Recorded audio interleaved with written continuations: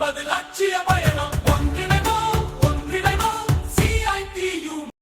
எனக்கு என்னன்னா இவங்களுக்கு யாரும் அப்படிலாம் இல்லைங்க. அதாவது அப்படி இருந்துட்டா உடனடி நடவடிக்கை எடுக்கணும். ஏன்னா எல்லாம் தாராளமாயிட்டான். கொள்ளையடிக்க கும்பலோட சேர்ந்து சோரம் போறான். அதான் நமக்கு இதுல தெரியப்படுது. 22 மாசம் ஆகி அவனோட ஊதிய முடிக்கல. அங்க சுகாதாரமான வசதி இல்லை, கைப்பட வசதி இல்லை, சுகாதாரமான உணவு வசதி இல்லை.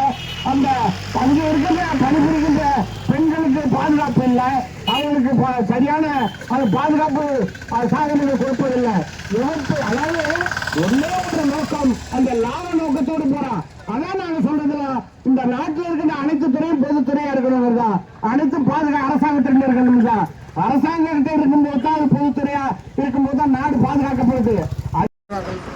நிரந்தர தொழிலாளருக்கு கடந்த 22 மாதங்களாக வழங்க வேண்டிய ஊதிய ஒப்பந்தம் காலாவதி ஆகியும் ஊதிய வழங்காமல் காலத்தாழ்த்தப்படுகிறது.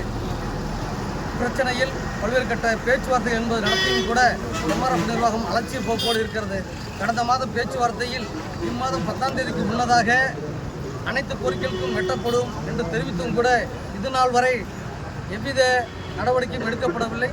தொழிலாளர் துறையும் அறிவுறுத்தியும் கூட எம்ஆர்எஃப் நிர்வாகம் அதற்கான நடவடிக்கை எடுக்கவில்லை. அதே போன்று பெண்கள் என்பது 200க்கும் மேற்பட்ட பெண்கள் பணிபுரிந்து வருகிறார்கள். அவர்களுக்கான பாதுகாப்பு என்பதில்லை, உணவுக்கூடம் சுகாதாரமான உணவுக்கூடம் இல்லை, சுகாதாரமான கழிப்பிட வசதி என்பதில்லை. அது மட்டுமில்லை, அப்ரண்டிஸ் பணியாளர்கள், பயிற்சி பணியாளர்கள் பயிற்சி காலம் முடிந்தும் கூட பயிற்சியாளர்களாக அவர்கள் ஊதியம் என்பது சுரண்டப்படுகிறது. தொழிலாளர்கள் மீது நிர்வாகம் அடக்குமுறை ஏவுகிறது.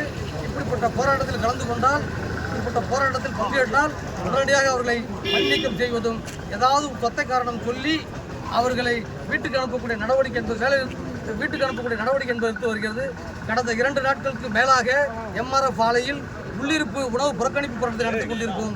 இந்த போராட்டத்தை கூட இந்த எம்ஆர்எஃப் நிர்வாகம் அலட்சிய போக்கோடு இருக்கிறது. இப்படிப்பட்ட கோரிக்கைகள் மீது தொழிலாளர் துறையும் தமிழக அரசும் தலையிட வேண்டும் என்று வலியுறுத்தி நாங்கள் 2 கட்ட போராட்டம் ஏற்கனவே நடத்தியிருக்கிறோம். அதே போன்று இந்த போராட்டத்தின் வடிவாக முன்னதாக வழங்க வேண்டிய போனஸ் கூட தள்ளி போக வேண்டிய ஏற்பாடு இருந்தது. போனஸை கூட இந்த நிர்வாகம் தள்ளி கொடுத்ததற்கான ஏற்பாடுகளுக்கு கடந்த வெளியில் இருக்கக்கூடிய வேறு டயர் தொழிற்சாலைகளெல்லாம் கிட்டத்தட்ட 37,000 38,000 போனஸ் வழங்கிய பல்வேறு தனியார் தொழிற்சாலை இருக்கும்போது பெரம்பலூரில் இருக்கக்கூடிய தொழிற்சாலை மட்டும் 16,800 என்று சுருக்கின்றது. இப்படிப்பட்ட தொழிலாளர்களை வஞ்சிக்கக்கூடிய நடவடிக்கை என்பது இருக்கிறது.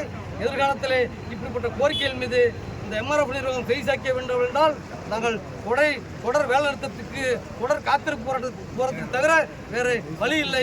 எனவே மாவட்ட ஆட்சித்தலைவரிடம் முறையிட நாங்கள் இங்கே வந்திருக்கிறோம். உடனடியாக மாவட்ட ஆட்சித்தலைவர் அவர்களும் தொழிலாளர்களும் இப்பிரச்சனையில் தலையிட்டு தொழிலாளருடைய பிரச்சனையை தலையிட்டு தீர்வு காண கேட்டுக்கொள்கிறோம். எஸ் அகஸ்டின், சிஐடி மாவட்ட செயலாளர், இந்திய தொழிற்சங்க மையம், சிஐடி.